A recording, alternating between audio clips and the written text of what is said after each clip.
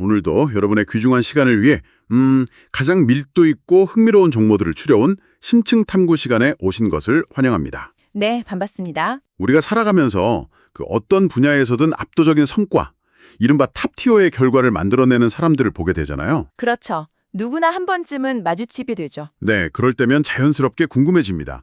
도대체 저들은 어떤 시스템을 가지고 있길래 저런 기적 같은 결과를 계속해서 만들어내는 걸까? 맞습니다. 아주 흥미로운 지점이죠. 그래서 오늘 우리가 딥다이브 해볼 주제가 바로 이 최상위권 성과를 만들어내는 성공 방정식입니다. 네, 여러분이 현재 무언가를 배우고 있는 입장이든 직장에서 팀원들을 이끄는 리더이든 간에 오늘 분석할 이 케이스 스터디는 약간 꽤 묵직한 통찰을 안겨줄 겁니다. 네, 오늘 자료가 꽤 구체적이니까요. 자, 이거부터 하나씩 풀어볼까요? 오늘 우리 앞에는 대한민국 교육 현장의 최전선에서 활동하고 있는 한 강사의 자료가 놓여 있습니다. 퍼펙트 학원 소속이시죠? 네, 맞습니다. 퍼펙트 학원 중등부 전임 강사 김빛나 강사, 보통 빛쌤이라고 불리는데요. 이분의 프로필과 홍보물, 그리고 가장 중요한 데이터죠. 실제 학생들과 나눈 카카오톡 대화, 캡처 이미지들이 있습니다. 우리가 오늘 이 교육계의 특정 사례를 분석하는 이유는 이 자료들이 성과를 만들어내는 구조를 아주 투명하게 보여주고 있기 때문입니다. 구조를 보여준다. 네, 보통 그 교육 시장의 자료나 홍보물은 굉장히 과장되어 있는 경우가 많잖아요. 어휴, 엄청나죠. 막 전교 1등 배출, 이런 문구들 화나니까요. 그렇죠. 하지만 오늘 우리가 살펴볼 데이터는 단순히 텍스트로 주장하는 마케팅이 아니라 한 전문가가 설계한 교육 철학이 어떻게 현장에서 실행되고 있는지 보여줍니다. 그게 실제 학생들의 성적표로 증명되는 거고요. 맞아요. 그 성적표와 장학증서라는 물증으로 어떻게 치환되는지 그 인과관계를 추적할 수 있는 훌륭한 표본인 거죠.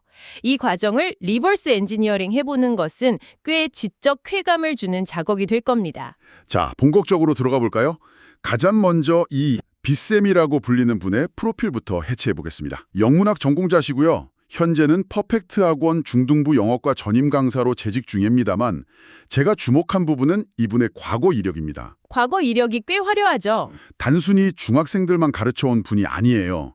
목동 지역의 최상위권 및 고등부 전임, 그리고 박정현 학원이나 베이스캠프 입시학원 같은 곳의 고등부 전임, 심지어 종각 입시학원의 재수종합반, 그러니까 재종반 강사 이력까지 굵직하게 자리 잡고 있습니다. 여기서 정말 흥미로운 점은 바로 그 이력의 배치에 오늘 분석할 성과 방정식의 첫 번째 핵심이 숨어 있다는 겁니다. 어떤 점이 그런가요? 현재 포지션은 분명 중등부 전임이잖아요. 그런데 이 강사의 경험적 무게중심은 철저하게 고등부와 특목고, 그리고 재수종합반에 쏠려 있죠. 아, 입시의 최전선이라고 할 수 있는 곳들이네요. 맞습니다. 이것은 교육학적으로 엄청난 시스템적 우위를 갖습니다. 한국의 교육 시스템을 한번 생각해 보시죠. 중학교 때까지의 영어는 대부분 절대평가이고 성실하게 본문을 암기하면 어느 정도 점수가 나오는 구조입니다. 그렇죠. 교과서 달달 외우면 A등급 받잖아요. 네, 하지만 고등학교에 진학하고 수능을 마주하는 순간 평가의 패러다임이 완전히 바뀝니다. 단순한 언어적 해석이 아니라 고도의 추상적인 지문을 읽고 논리적 구조를 파악해야 하죠. 차원이 달라지는군요. 게다가 재수종합반에서 강의를 했다는 것은 19살 혹은 20살의 학생들이 수능이라는 최종 관문에서 정확히 어느 지점에서 무너지고 실패하는지를 수백, 수천 번 목격했다는 뜻입니다. 아, 최종 목적지에서 사람들이 왜 실패하는지 그 실패의 데이터를 이미 축적하고 있다는 거군요. 바로 그겁니다. 그렇다면 이 강사가 중등부에서 학생들을 가르친다는 건 단순히 당장 다음 달에 있을 중학교 중간고사 점수를 올려주는 것에 그치지 않겠네요? 정확합니다. 목적지를 모른 채 눈앞의 길만 안내하는 것과 산의 정상에 서서 사람들이 어느 크레바스에 빠지는지 본 사람이 베이스 캠프에서부터 등반객을 이끄는 것은 완전히 차원이 다른 이야기입니다. 와, 베이스 캠프 비유가 확 와닿네요. 그래서 이 강사의 강점 타이틀에 구문 및 논리 독해의 최강자라는 말이 있는 거군요. 네, 같은 맥락입니다. 사실 중학생 시기에는 논리 독해라는 거창한 개념이 당장 필요하지 않을 수도 있거든요. 단어 외우고 문법 맞추는 것만으로도 바쁘니까요. 당장 내신 점수 따야 하니까요. 하지만 최종 입시의 생태계를 아는 베테랑은 다릅니다. 중학생 때부터 텍스트를 단순 번역하는 습관을 버리게 하고 글의 뼈대를 추론하는 논리 독해의 기준을 세팅해버립니다. 출발점에서 이미 도척점의 스탠다드를 체화시키는 거군요. 정말 공감 가는 포인트입니다. 네, 그 기준점이 완전히 다르다는 게 중요하죠. 자, 그럼 이렇게 거시적인 안목을 가진 전문가가 학생들에게 어떻게 다가가는지 홍보물의 브랜딩을 한번 살펴볼까요? 홍보 문구가 아주 직관적이더라고요. 2026학년도를 겨냥한 홍보물인데요. 영어가 어렵니? 눈앞이 깜깜해. 빛으로 밝혀줄게. 빛샘 영어. 본인의 이름인 김빛나를 활용해서 아주 직관적이고 친근하게 다가갑니다. 네네. 그런데 제 시선을 잡아끈 건 그 밑에 있는 아주 고전적인 문구였습니다. 학생 만족도, 선호도, 최상, 철저한 관리와 끊임없는 피드백. 아, 그 철저한 관리라는 단어요. 사실 이 관리와 피드백이라는 단어는 어떤 학원 전단지를 보더라도 숨쉬듯이 적혀있는 말 아닙니까? 너무 흔하잖아요. 방금 말씀하신 대로 교육 시장에서 가장 흔하게 소비되는 클리셰 중 하나죠. 맞아요. 다 관리해준다고 하니까요. 시스템화된 대형 학원일수록 이 관리라는 단어를 공장형 프로세스로 치환하는 경우가 많습니다. 숙제 검사 조교를 따로 두고 점수 미달이면 기계적으로 나머지 공부를 시키는 식이죠. 네, 남아서 단어 다 외울 때까지 못 가고 그런 거잖아요. 그렇죠. 그걸 나쁘다고 할 수는 없지만 과연 그것이 최상위권의 아웃풋을 만들어내는 진짜 피드백인가에 대해서는 의구심이 듭니다. 공장형 관리로는 한계가 있다는 말씀이시군요. 우리가 어떤 서비스나 전문가를 평가할 때 단순한 마케팅용 수사에 불과한지 아니면 실제 현장에서 작동하는 오퍼레이션의 핵심인지를 판별해야 합니다. 자, 이제부터 진짜 흥미진진해집니다. 오늘 우리가 가진 다음 자료가 바로 그 판별의 완벽한 증거가 되거든요. 네, 바로 실제 카카오톡 대화 기록이죠. 이 딥다이브의 하이라이트라고 할 수 있습니다. 이 기록들이 보여주는 일관성이 꽤 흥미로운데요. 2025학년도 고등학교 1학년 학생들입니다.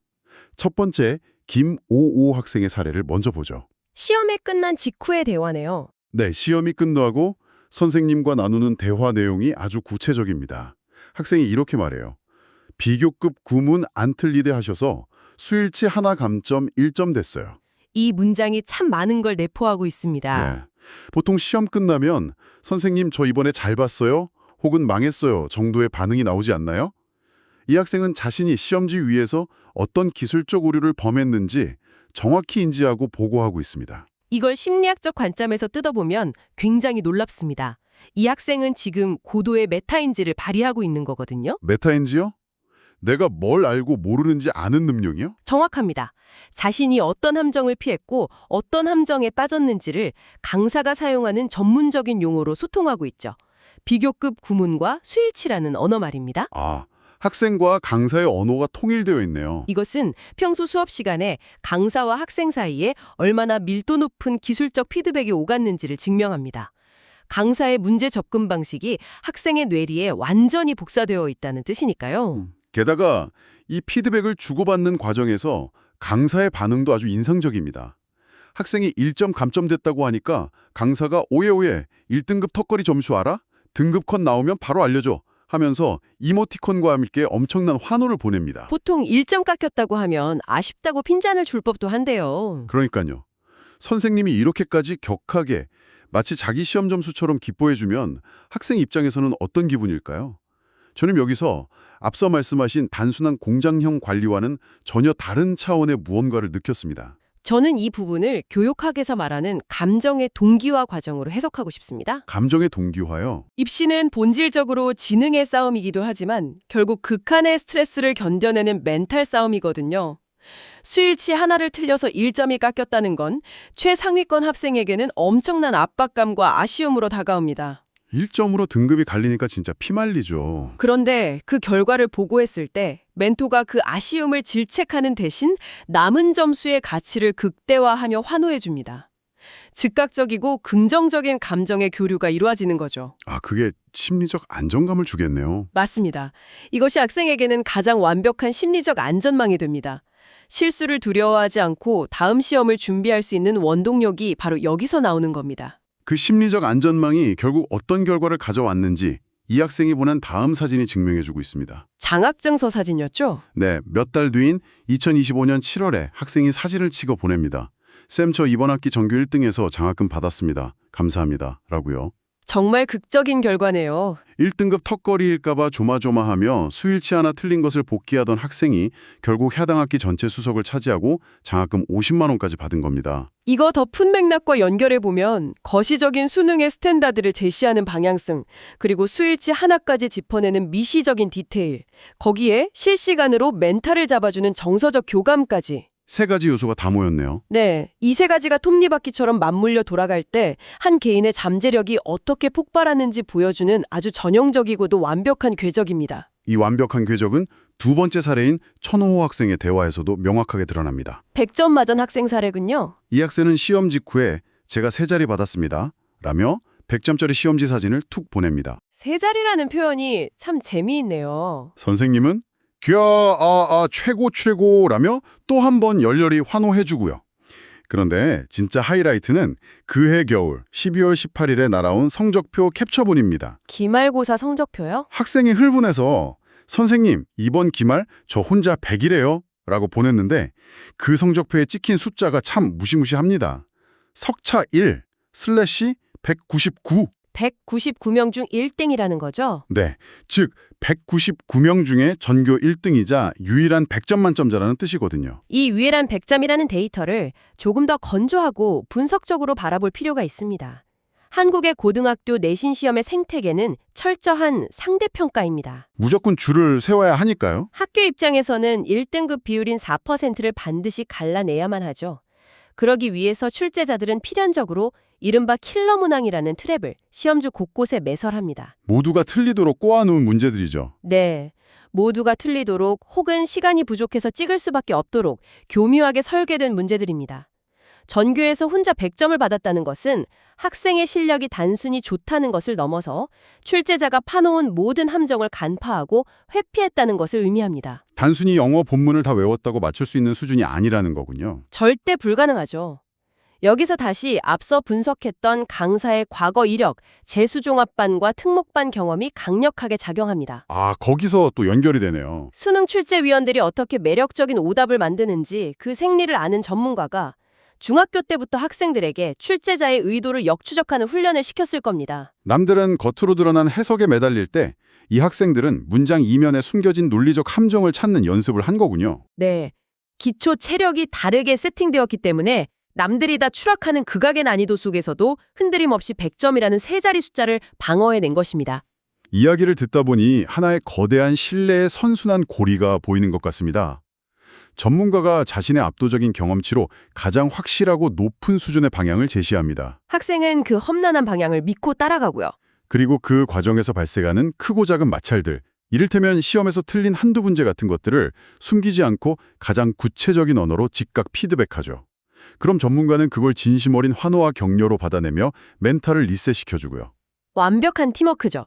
이런 구조라면 전교 1등이라는 결과는 어쩌면 우연이 아니라 시스템이 만들어낸 필연일 수밖에 없겠다는 생각이 듭니다. 방금 필연이라는 단어를 쓰셨는데 저는 이 시스템을 훌륭하다고 평가하면서도 동시에 이것이 교육 현장에서 왜 보편화되기 힘든가에 대해서도 생각해봐야 한다고 봅니다.